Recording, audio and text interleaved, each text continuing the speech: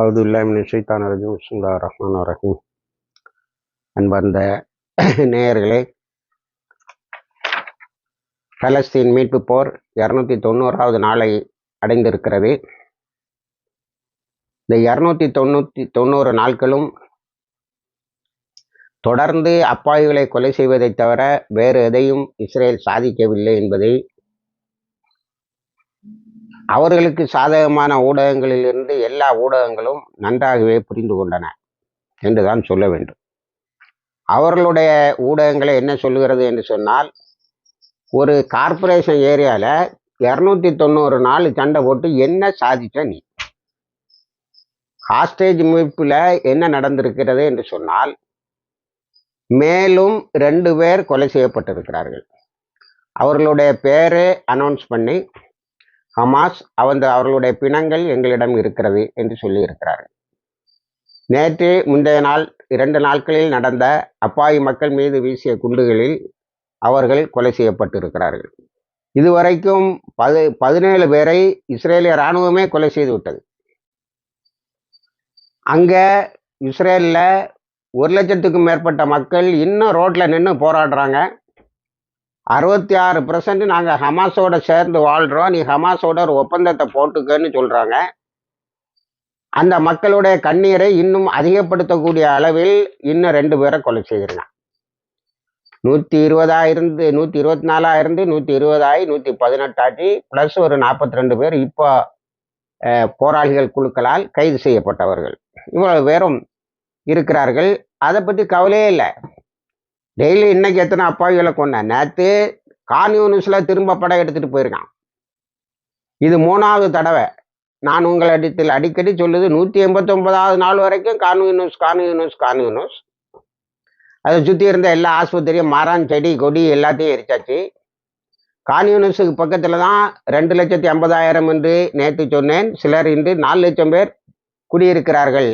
அதாவது டெம்பரரி டென்ட்னு சொல்லக்கூடிய தற்காலிக குடியிருப்புகளில் குடியிருக்கிறார்கள். அங்கே குண்டுகளை போட்டு நேற்று ஒரு 35 பேரை கொலை செய்திருக்கிறார், 80 பேரை காயப்படுத்தி இருக்கிறார். இந்த காயம்பட்டல நிறைய பேர் மரணத்தின் மடியிலே வரலாம். அத்தனை பேரையும் ஷஹீதாகி இருக்கிறார். சாதித்தது எதுவும் இல்லை. அடுத்தது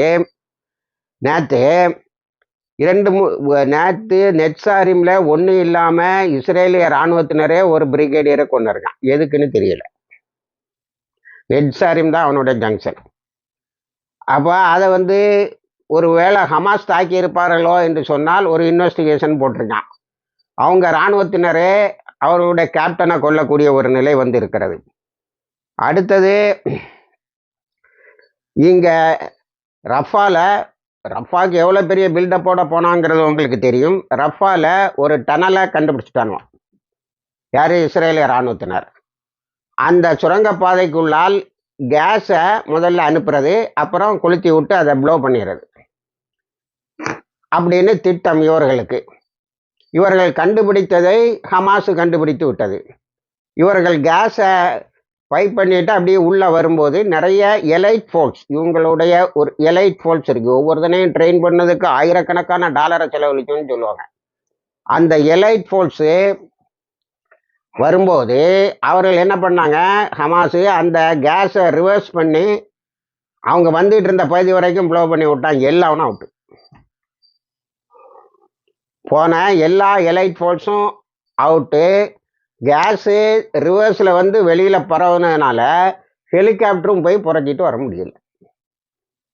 அவர்கள் 80 பேரை காயப்படுத்தினாங்க, 35 பேரை கொலை செய்தாங்கன்னு சொன்னால் அதை விட அதிகமாக ஒரே கொத்தில் அனுப்பி விட்டார்கள். இது நேற்று பெரிதாக பேசப்பட்ட ஒரு பெரிய தாக்குதல். அதே போல் இது அந்த டெல்லல் ஹவா ஏரியாவில் நடந்தது.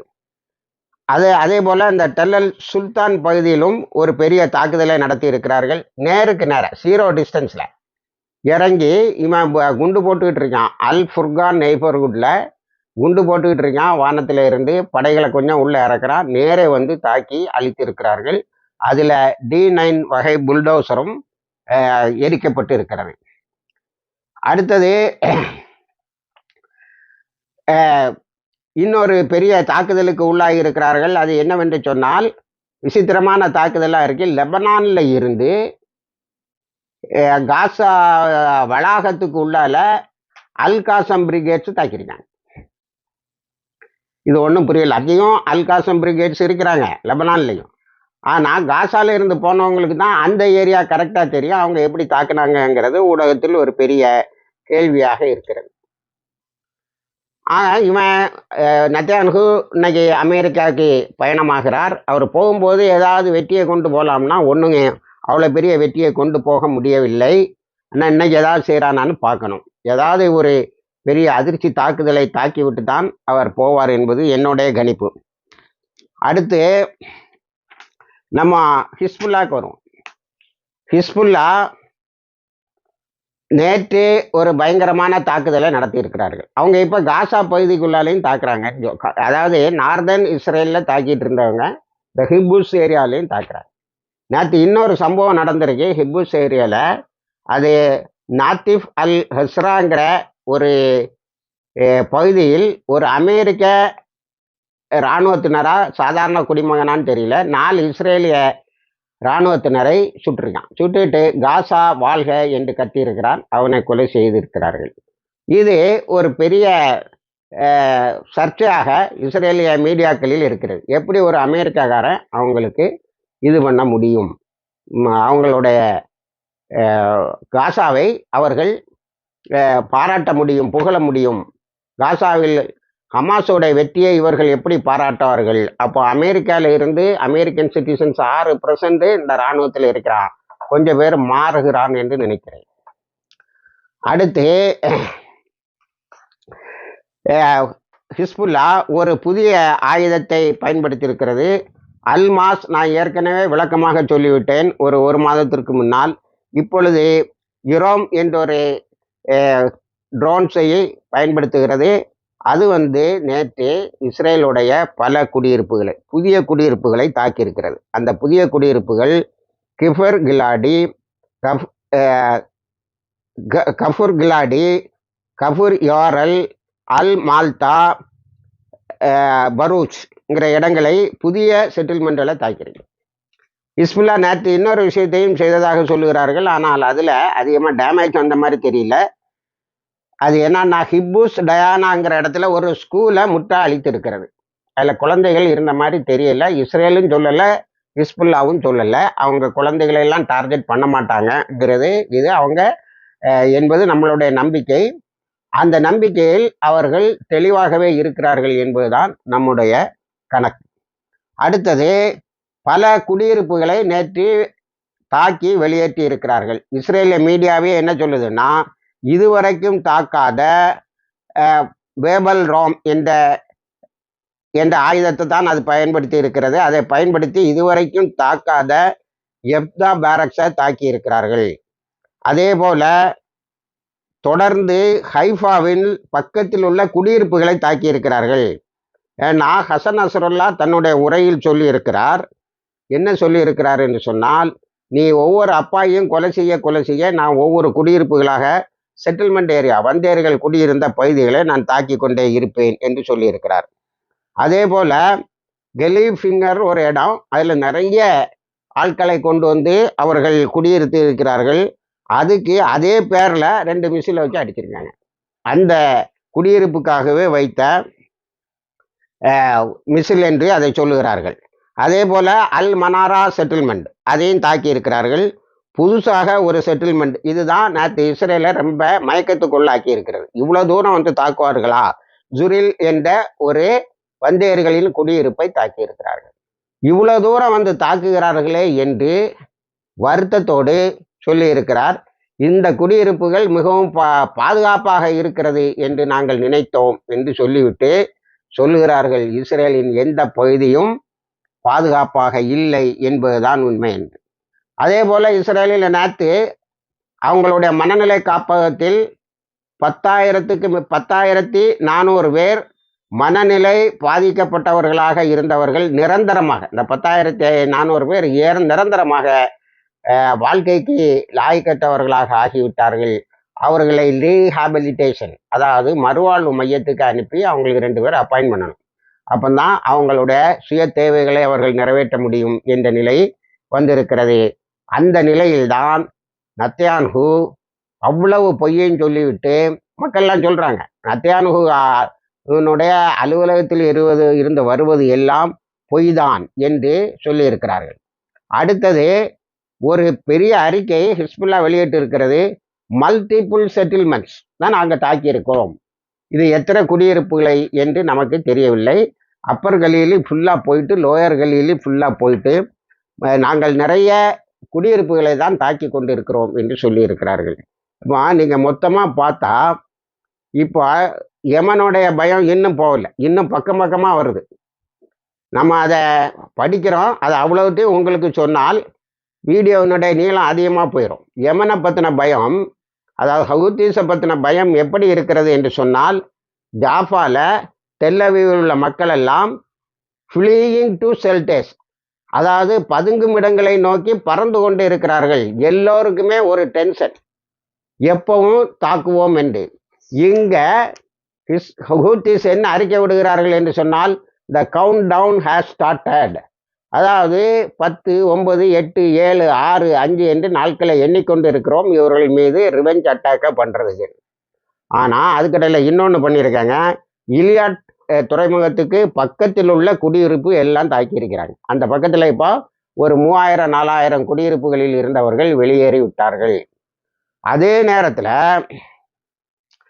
இவங்க இஸ்ரேல் இராணுவத்தினுடைய ஒரு இடத்தில் அவர்கள் வாகனமாக வந்து கொண்டு இருந்த எங்கே இலியாட்டில், அவங்கள இருந்து குறையாமல் 1200, 1500 கிலோமீட்டருக்கு அந்த பக்கம் ஒரு வாகனத்தை தாக்கி இருக்கிறார்கள். அந்த வாகனம் அழிந்திருக்கிறது. இதனால இஸ்ரேலில் இருக்கக்கூடியவங்கெல்லாம் என்ன சொல்கிறாங்கன்னா, டெல்லவீவ்லையும் ஜாஃப்லாலையும் எலக்ட்ரிசிட்டி இல்லை.